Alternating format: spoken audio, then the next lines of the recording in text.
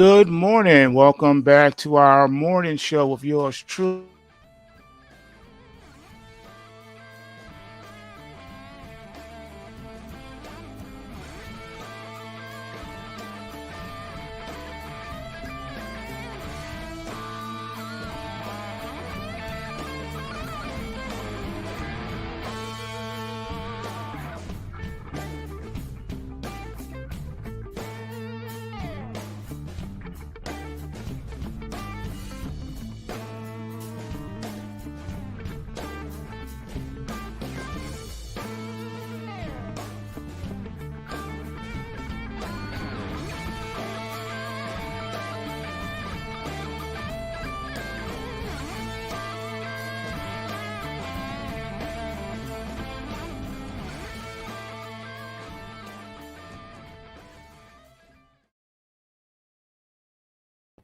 Good morning, ladies and gentlemen. Thanks for tuning in to our morning show with yours truly, Dex the ALGO Capitalist, aka the Vulcan.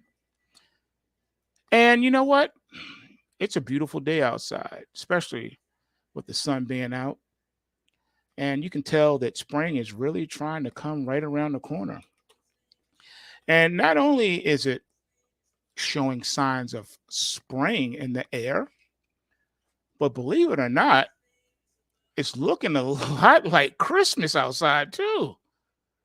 And we're going to jump into the reason why it's Christmas already again. Take a look here with me at our overnight markets. And you will see here that the US dollar index is now down 8 pips at 104.87 after hitting 104.97 in the overnight market, almost touching 105, quite strong. And because of that, you have the euro now up 7 pips at 107.23. And you have the pound sterling up now down 21 pips at 125.55.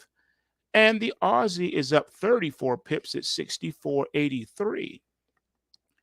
And here's why it's Christmas in February. Bitcoin futures, after yesterday's rout, which I warned everyone about, Bitcoin futures are up 2,345. Let's give a round of applause to the Pulse Waves. Excellent market call. Did I not say that? Did I not say that this would happen? That's why you put your orders in ahead of the market. Because if you woke up this morning to this and now you're seeing it, you're probably going to be tempted to chase the market. But here's the problem. You didn't get in at the auspicious price. That's why you get in when the reports come out. Ethereum futures are up 134.5 points at 27.79. Yeah. Crude oil futures also impressive, up 35 cents per barrel at $78.22 per barrel. Who can say they saw that coming, right? Nat gas off 6 cents at $1.63. Man, it's getting close to that $1.50, isn't it? Gold futures are down $3.70, trading at $2,003.50 per ounce after briefly dropping below the $2,000 psychological support. Ladies and gentlemen, we hit $1,998.40 last night. Silver, not doing much better. It's up a penny. It's at $22.16 per ounce after briefly dropping to $21.98 per ounce in the overnight market. Copper is pretty much flat at $3.71. Dow futures right now up 98 points at 38,431. E-mini S&P 500 futures up 20 and 3/4 points at 49.92 and a quarter. Looking like it's going to get back above 5,000 because briefly in the overnight market, the S&P 500 did go above 5,000. It went to 5,050. All right, 5,050. That's 0.50. That's half. 5,000 even and a half. So I think we break that and go deeper after the 9:30 opening bell. And the NASDAQ 100, the E-mini NASDAQ 100 is up 93 and a quarter points this morning, trading at 17,769 and three quarters. And then we have the Russell My Hustle up 24.9 points at 1994.20. It did touch 1998.60, trying to get back above 2000.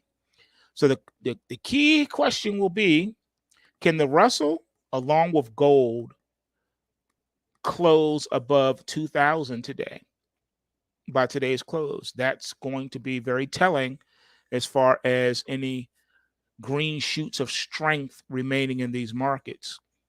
Soybeans down 3 cents at $11.83 a bushel. Corn down 2 cents, trading at $4.28 a bushel. And wheat is down a whopping 13 cents a bushel, trading at $5.84 per bushel. And that's a brief look at the overnight markets. Again, I cannot stress it enough. It is so important to place your orders as soon as the reports are posted to your dashboard. That way you don't miss out on any trading opportunities. Let's take a look at what's going on in the news today. Well, of course, it's Valentine's Day, if you celebrate that. The stock market has been very kind to millennials' portfolios in recent years. Target is cracking down on self-checkout lanes. And instead of a housing bubble, maybe high home prices are just here to stay. But first, inflation issues. Just when you thought that the interest rates were going to go down and that inflation was going to start going down, you got another thing coming. Inflation reared its ugly head again with a hotter than expected report on Tuesday. The consumer price index rose 3.1% year over year in January and was up 0.3% from the previous month. Yeah. Forecasters had been expecting increases of 2.9% and 0.2% respectively. That's right. They were hoping that the CPI would be below 3%. Instead, they got hit with a 3.9% readout, which really punched people in the face. The market didn't take kindly to the hot report. U.S. stocks tumbled early Tuesday and never recovered, with the S&P 500 closing 1.3% lower. That's 1.37% lower. And the Dow Jones Industrial Average dropped 1.35%. Some analysts were quick to suggest investors are overreacting. They pointed out that housing accounted for a big part of the January bump and flagged that there's still a larger narrative of inflation cooling. That silver lining doesn't address the elephant in the room. What does the latest CPI data mean for interest rates? Now, I gave you guys my insight yesterday, and I'm sticking to it. I see an emergency Fed rate cut coming in between meetings. So before the March meeting, I think we're going to get an interest rate cut, especially if we have another big down day like we did yesterday in the stock market. The hot inflation report comes just a few weeks after some industry experts felt the market was in a perfect position. Nah, there's no hopium left in the tank. So you can kiss your Goldilocks economy goodbye. See, they think that growth would remain high while inflation and unemployment stayed low. Not so fast. Instead, we've re-entered the never-ending economic purgatory of, can the Fed pull off a soft landing? The answer, no. Fed Chair Jerome Powell had already signaled that the central bank likely won't cut interest rates in March. And he's probably right, because they're going to cut it now in February before the month is over. All right? So Tuesday's CPI flare-up could lead it to kicking the can even further down the road. That's what some analysts are thinking. I'm thinking we're getting a rate cut which is imminent before the March meeting. Stubbornly elevated inflation means Powell might be less willing to cut rates and risk further fueling inflation. But keeping rates high, especially when so many expected relief early this year, is playing with fire. The U.S. could fall into a recession this year if the needle isn't perfectly threaded.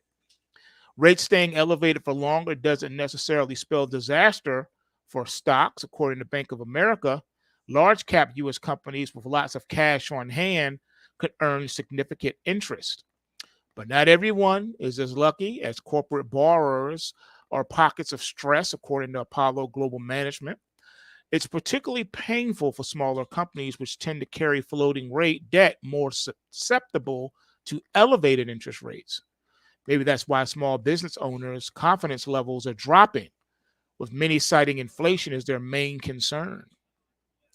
Well, you should be concerned because when the price of chicken goes up another $5, yeah, I think people are going to start rioting in the streets. It's been a good 5 years for millennial investors. Americans aged 18 to 40, mostly millennials, enjoyed an 80% surge in their wealth from early 2019 to late 2023. That was well above the net worth growth for those over 40 per data from the Federal Reserve Bank of New York. BlackRock in the news again. The world's largest money manager is shaking up things in its financial and strategic investors group, which advises big clients like sovereign wealth funds, insurers, and central banks. It's part of a bid to turn the group into the most trusted advisor to financial institutions in our industry. It looks like Peter Thiel timed the crypto market perfectly. The Billionaires Founders Fund invested $200 million in Bitcoin and Ether between late summer and early last fall. Reuters reported this. Since the end of June, Bitcoin has jumped over 60%, and Ether is up more than 30%. You don't say. Sam Altman's $7 trillion chip dreams are off the mark, NVIDIA CEO says. Jensen Huang questioned Altman's attempts to raise up to $7 trillion to boost GPU chip supply. Building AI data centers won't cost anywhere near that much, he said, at a summit in Dubai. Funny that they had this summit in Dubai, the super elite ultra riches paradise, where a glass of lemonade could run $100. Hilarious. Some people already. I want to try the $100 lemonade. I know, right? Actually, they have an ice cream over there. They have an ice cream that comes with gold. Yeah. Instead of confetti sprinkles, you get gold sprinkles. Actual, like I think it's either 12 or 24 karat gold strip sprinkles on top of your ice cream. I better get like my whole chakras cleaned or something by that gold. Like something like my colon better be sparkling or something's got to happen from that gold. It is expensive. It's expensive. I'll take this interruption as an opportunity to let the audience know. A couple minutes, we're going to go private with our Algo Capitalist Bullpen. If you want to become a member, that's at pulsewavetrading.com. And we'd love to have you. But that's the like 2-minute warning for everybody. We're about to go private on the website. And so get ready. Anyway, Dex, I'll let you finish this one, and then we'll cruise on over. You let me know when we're leaving. All right. And those that want to follow us on over there, just go to pulsewavetrading.com, and you can go ahead and register, and you can take part of how we are going to pimp these markets. All right.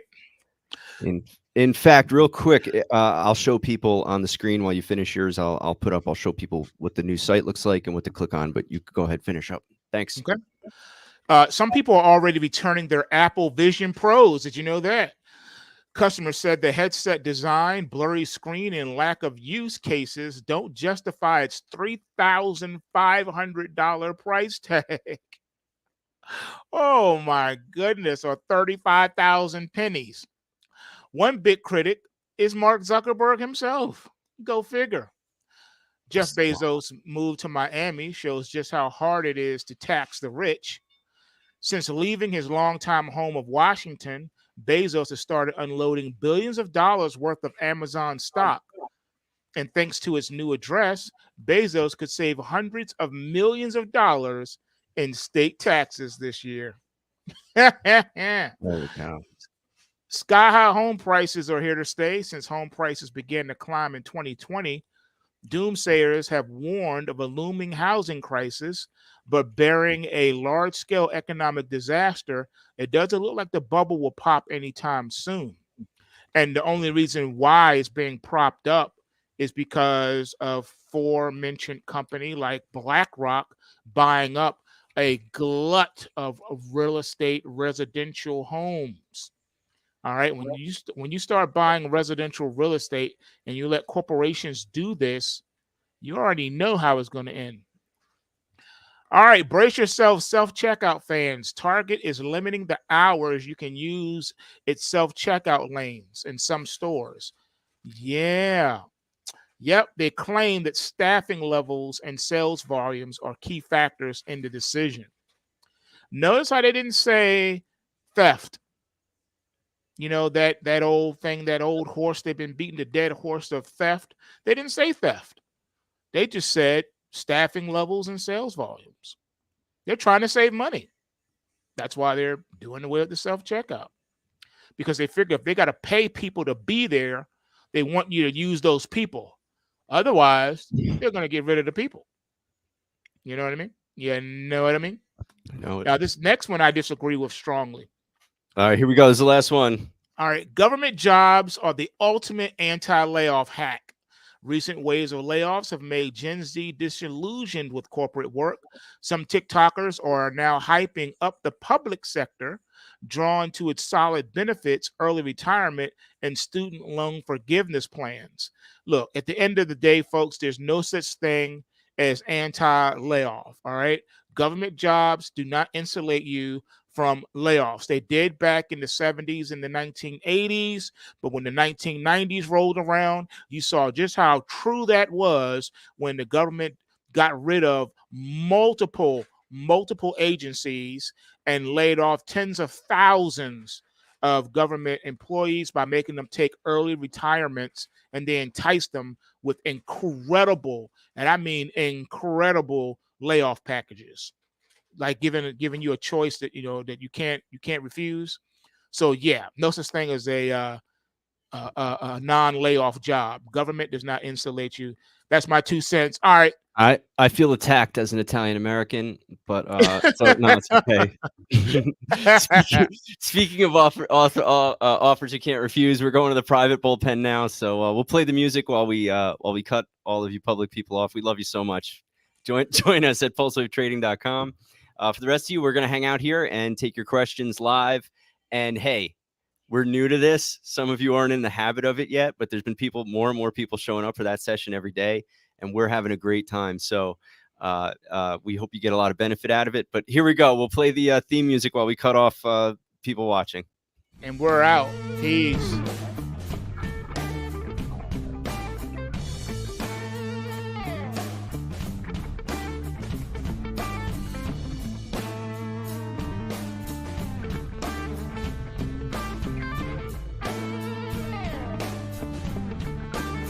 Hey, somebody called us